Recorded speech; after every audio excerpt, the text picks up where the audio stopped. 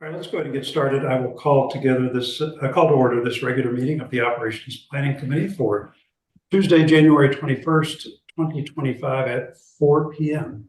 So thanks everybody for joining. Lori, why don't you kick us off today? Boy, I never get to do that. Hey, Lori, before you start, John, does somebody need to hit record? I think it is recording because when I logged in, it said recording in progress and I had to hit OK. Yeah, same for me. Same here. Okay. I think we are already live. Okay, well, the commission met last week, its first meeting of the year. We had approved our operating and capital budget requests in December and then had a fairly lengthy discussion about various user fees in the parks and voted on the fee schedule for mostly, over the summer and going into the fall. We did approve some increases to various things. The resident beach sticker, which, go from 50 to 58, which includes the state tax on parking. The daily resident pass also went from 50 to 58 with a shift recommended by Jen Fava to up that to $70 for day passes on weekends. So a little bit of, congestion pricing, so to speak. So that'll be rolling out for this summer. And then, various other fees, tennis court rentals, things like that, nudged up a bit. We had quite a bit of discussion, and John was there, about doing more analysis over what our true costs to deliver various services are, which we'd like to embark on that project next year with the support of some capital dollars for software and consulting. But then we also got into, the concept of user fees versus taxes and, doing more work around, developing, tighter philosophies around, how much of a cost of delivering a service should be borne as a user fee versus by the general population versus taxes. We had took a pretty hard look at what we charge the various youth leagues to use our fields. We were much, much, much lower than the Board of Ed charges. So we were looking to close that gap. We had representation there from the youth football and Little League. And after lengthy discussion, decided not to, we were looking at going from 5 to 25 per athlete per season, where the Board of Ed is 45. We settled on, just for now, bumping it to 10 while we continue to do more analysis and have more discussion around that. But I think that's an area we really need to do some work on. There's some differences. We're not always offering turf fields, for instance. We don't have concessions and such, but 5 versus 45 is a pretty notable gap. So, John, you were there. There was, I think, a pretty good and full discussion, but definitely warrants additional thought as we go through. In terms of our capital budget, the two big items for the budget this year will be the Weed Beach and the Pear Tree projects. Weed is in the budget.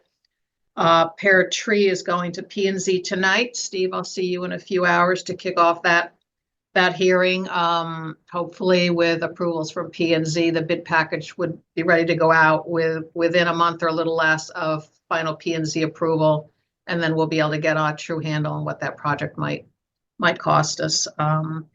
Beyond that, a couple other, call them big, but relatively speaking, not as big items we put forward in the capital budget was dredging for both Tilly and Cherry Lawn Park ponds. After discussion with Jen Chernesky, it was determined that the request would be this year to do Tilly for this year and put Cherry off by one more year. Tilly, we've had ongoing problems with odor, so that we get a lot of complaints from the neighbors about. The fire department is getting up involved because it smells like a gas leak. We learned this year it's cyanobacteria, which is very dangerous. We've had it treated, and we'll need to continue to treat it, but we also need to address it through the dredging. That pond is largely fed by runoff through catch basins coming from the surrounding neighborhoods. So we need to be mindful of keeping that clear as well. So those are really what I say the big items. Really, the capital budget and the operating are requests, what I would consider maintenance and steady as she goes in terms of delivering the programs and services. There really are no, what I would call, new initiatives in terms of new, there's no new splash pad or playground or, really amenities. It's really trying to maintain what we have to the standards that the commission believes they should be maintained. So that's really what I've got. Any questions? Jim, that's a preview for you. Yeah, now I've been listening to the meetings, and I know it sounds like you and John are coordinating on getting some of us down to Seaweed Beach. Yeah. Yeah, February 1st. Yeah, and I mean, Lori brought me down a few months ago, and I found it like immensely helpful to sort of to really Well, see. that tour, in fact, was why we're setting this up, just because you said it was that helpful. And I said, everybody needs to hear that. I got the VIP tour, I guess, right? But All right, Lori, well, Yeah, except at this one, we're going to have Dan Biggs. So I think that will be very helpful because he can answer the technical questions when people get into, water flows or, is this going to flood my neighborhood more? Or how is this drainage system going to work? Dan's really the one who has to be available to answer those sorts of questions. And then, of course, there'll be a lot of that questioning and answer at the hearing tonight and whenever that continues on. And that, of course, will be recorded on TV 79 as well. So that'll be a good resource for the public in terms of hearing that kind of information. good deal. Thank you, Lori. Jim, how about you?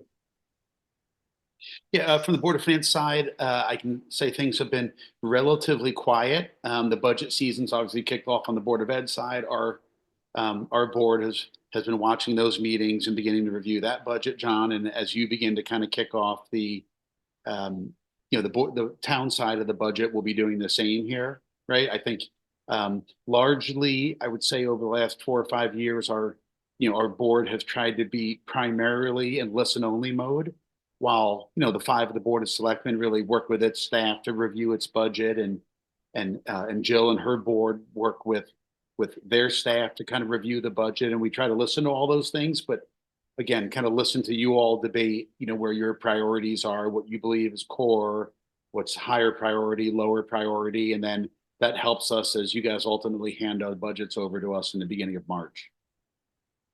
Okay, great. Thank you. Jill. You're on mute. Thank you. This time of year, like Jim and like you and like Lori, we're focused on our budget. We do have our proposed fiscal year 26 budget out, and currently the proposal is a 4.39% increase, which exceeds our 10-year average. Rising costs, particularly driven by salaries and benefits, are behind the increase. We feel it's critical to prioritize attracting and retaining quality educators. And as a result, we're carefully reviewing all programs to ensure that we are using every penny we have as effectively as possible. Some of the increases are beyond our control: health insurance, third-party salary adjustments, and rising out-of-district costs. Some increases, such as teacher and administrative salary structures, are related to decisions we've made in the past. We've also invested significantly in our students in recent years, including technology purchases, adding critical personnel like psychologists, security officers, and mental health professionals, and bolstering administrative support. So we are closing out the introduction section of the budget process, and we'll be moving into tonight. Post tonight, we'll be moving into more of a deliberative mode. Evaluating each and every proposal that's on the table and deciding what we want to move forward with. And that's really what we're focused on right now. But certainly there's plenty of other things happening in the school systems, and I'll be more than happy to report on lots of kids and activities and other fun things when we meet in February. Terrific. Thank you. Steve.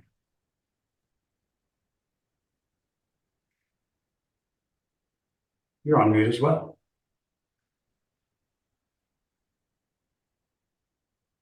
There we go. Sorry about that. I couldn't find my unmute button. Thank you. Tonight we have our Planning and Zoning Commission meeting. As Lori said, one of the big items on the docket is the renovation package for Pear Tree Point Beach. As always, when we have these things, we get a big, huge, fat packet of stuff that we have to go to, and it's a very complete application. So thank you for that.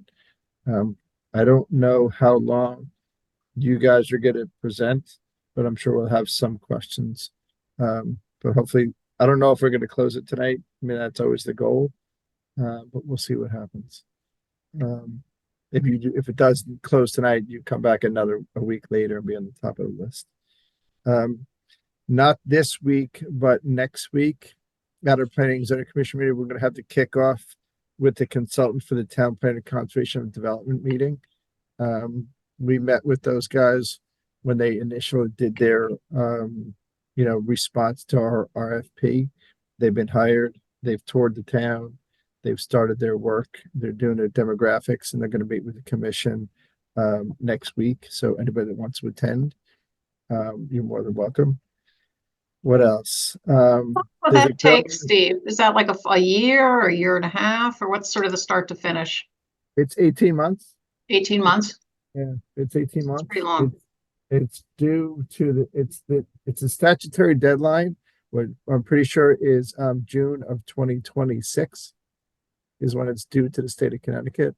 Last go around, we got it done like, I don't know, a month early or something like that. But it's about 18 months is what they do.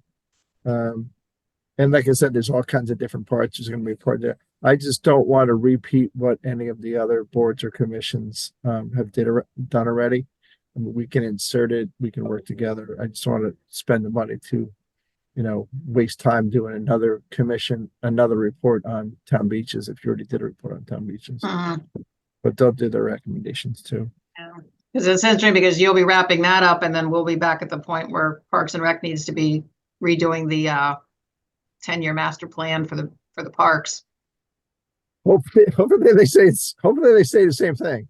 Mm. There's definitely a section in there, and you can play off of our ball. Maybe it saves you money on your document when you do it. But you got to remember, ours covers the entire town, Oh, yeah, of course. covering one piece of the town. Understood. So we don't go super deep into the weeds on every single thing.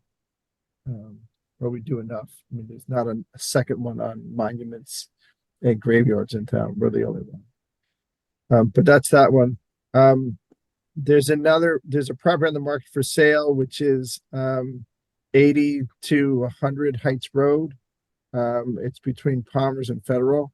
It's got a sign out front that says for sale. So Jeremy and company are fielding a lot of phone calls from people that are seeing the sign, talk to the broker that's names on the sign, on seeing what can be built there. So that's something we keep our eye on. We have a new use for, I think the address of the property is 1988 Boston Post Road or Post Road. There's a building that's on the corner of Dickinson and the Post Road next to the fire department. The ground floor is vacant. There's a new tenant that wants to go into that building. It's like a food court commissary type thing. So that's an application that the Vicar is going to be putting forward in a couple of weeks, but we already had a pre-meeting or pre-hearing on those guys. I don't have much more actually, the other big thing that we're going to start to look at now. I mean, I'm glad that we don't have budget season like you guys have, but we have legislative session season up in Hartford. A lot of these bills in Hartford that affect the entire town and the entire state, we focus on the ones that are relative to housing. There's supposedly going to be another couple of housing bills that come up. Last week, two of our state reps, which are Tom O'Day and Tracy Mara, they had a meeting at Town Hall on Tuesday that I attended. Inside their packet there's hundreds of bills. There's a couple in there that relative to housing. So we're going to keep our eye on those to see what they do and how they affect our town. And if we need first selectman support or other people's support. We'll look at those. Sometimes they're beneficial to the town of Darien, and sometimes they're not in concert with the way we built our town. Those are the big things that we're watching now. So I think any questions for me, I'll turn it back to you. Hey, Steve, I saw in the press recently that New Canaan had purchased Avalon. Yes, they did. Did that close already? Yeah, it closed. Yeah, they paid $75 million for it, which is less than Darien's Avalon sold, but it was purchased by the town. They're going to convert that thing into as needed affordable housing to keep up with their housing requirements as per the state and keep their moratoriums alive. So right now, I think the 830G units in there already expired.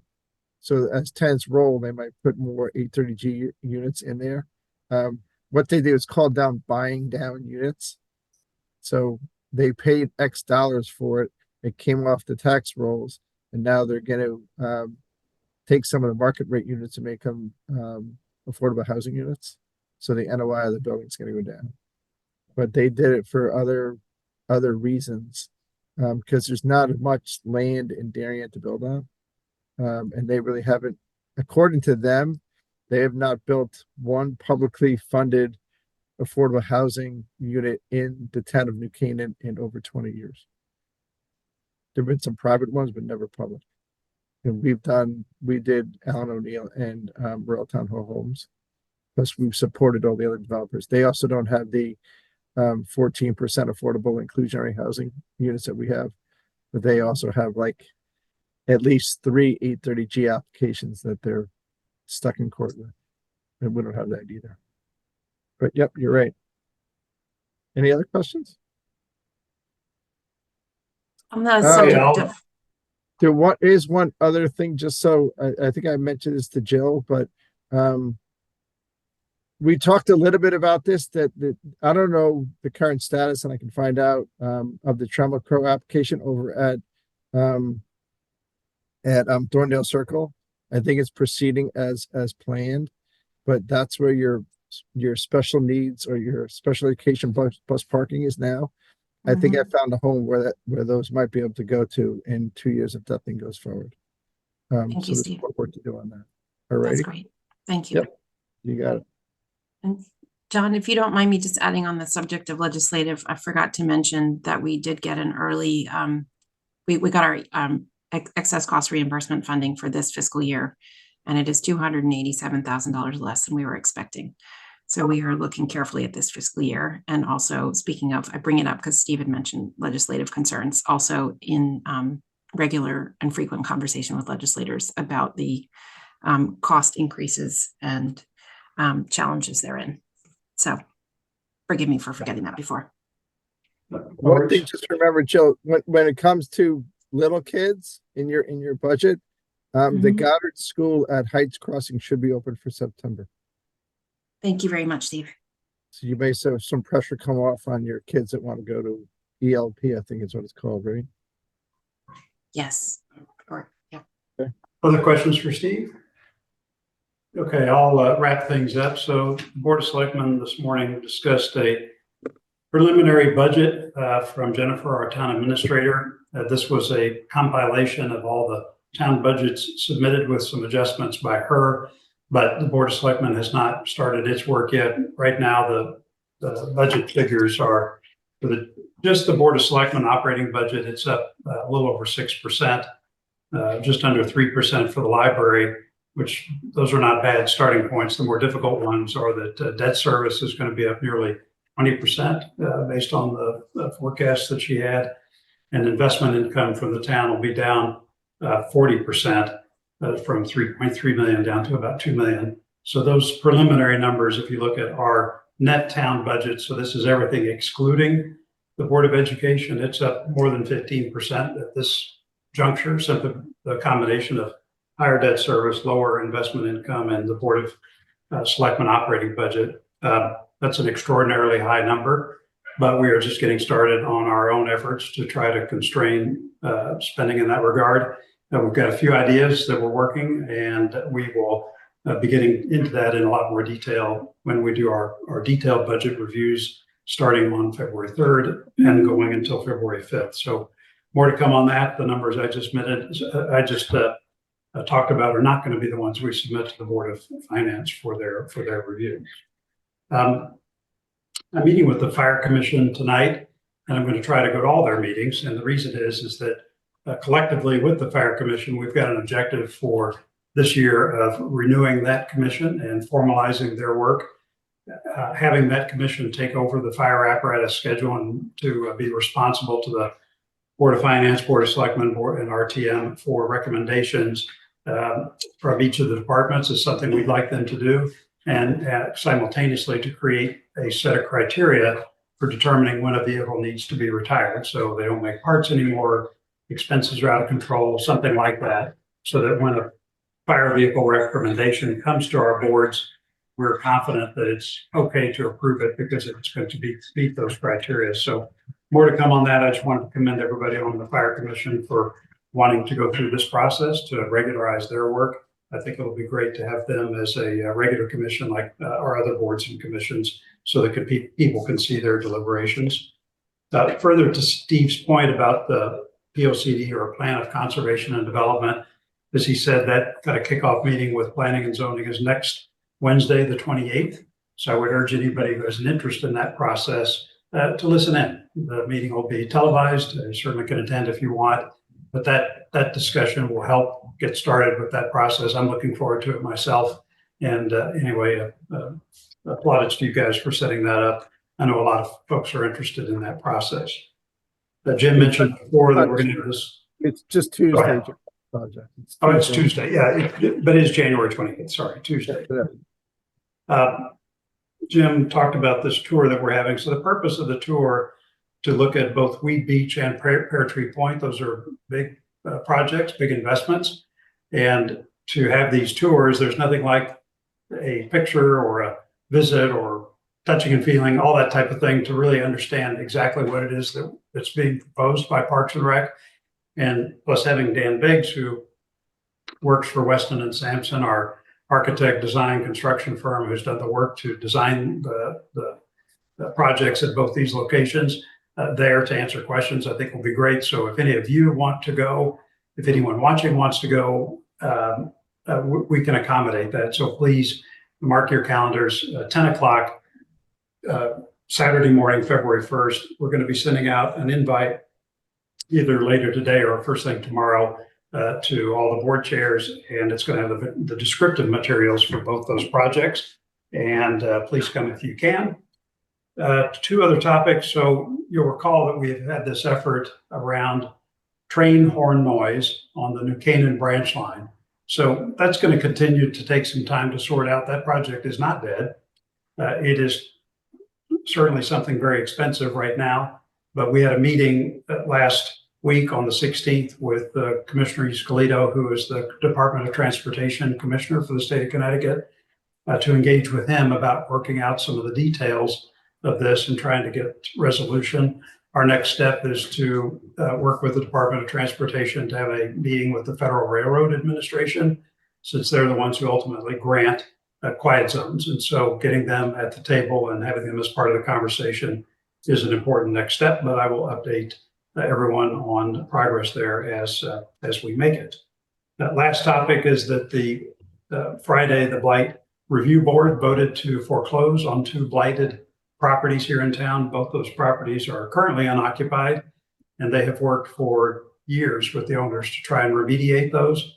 So those 2 recommended foreclosures came to the Board of Selectmen today, and the board voted unanimously to proceed with foreclosure proceedings.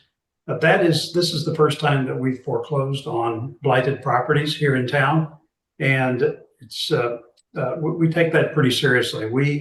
We feel confident that we exhausted every conceivable effort to try and get compliance with our blight rules here in town, and we simply were not able to do it with these 2 properties, and that's why they've gone to foreclosure, which is a litigation that we'll engage in. The purpose of which is to force a sale of the property so that we can both collect the blight fines and the expenses associated with this litigation, but also then sell the properties to owners who will clean it up to the standards that we expect here in town. So the Blight Review Board's work is not done. They have other properties that they are looking at, but to be clear, and my message to them is that as a town, it is time to enforce blight rules. We need to do it in accordance with the law. We need to give everyone ample opportunity to comply, but we'll either get compliance with blight regulations or we are going to foreclose, and that work continues. So that was all I had. Does anyone have any questions for me? John, if the town forecloses, would we ever hold on to those properties for any reason? I can't imagine that we would, but No, just it's if conceivable. we needed land for something. Yeah, most of these houses are on pretty small lots right now, the two that are up for foreclosure. So even if we own those properties, it's not clear to me we'd have enough room to do anything special. But the foreclosure process, as I said, is a litigation, and that's going to take some time to adjudicate. So once we come out on the other end with the title and with all the like fines and other expenses paid, let's see what we've got, and maybe unlikely, but possibly. I think it needs to go to a foreclosure sale. So like, unless we were to, win by credit bidding our, what we're owed, it usually gets sold at auction. At auction. Okay. Somebody else ends up buying it. Yeah. Okay, last item, Tracy Mara texted me and she's tied up in some Hartford meetings, so she could not join today. But I did want to go ahead and quickly just approve the minutes from our last meeting, which was a special meeting on December 17th. I have read through them. The only correction I had was actually in Tracy's section. Her last name is misspelled and the first dot point should have 2 R's, but I didn't see anything else. Does anyone else have any corrections to the minutes? Okay, can I get a motion to approve the special meeting minutes of December 17th as amended? So moved. Jim moves. Second, Lori seconds. All in favor? aye. Okay. Passes unanimously. I So have that is it. Yeah, I'm going to abstain, John. I wasn't at that meeting. You do not have to abstain when you are not at the meeting. You can still vote on minutes. Oh, okay. Yep, I'm going to send out language about all that later today. Okay, I think that is it for today. I appreciate everyone's participation. Thank you. And I will take a motion to adjourn. So moved. To adjourn. Steve moves, Jim seconds. All in favor? We stand adjourned. Thank you, friends. Thank you. Thank you.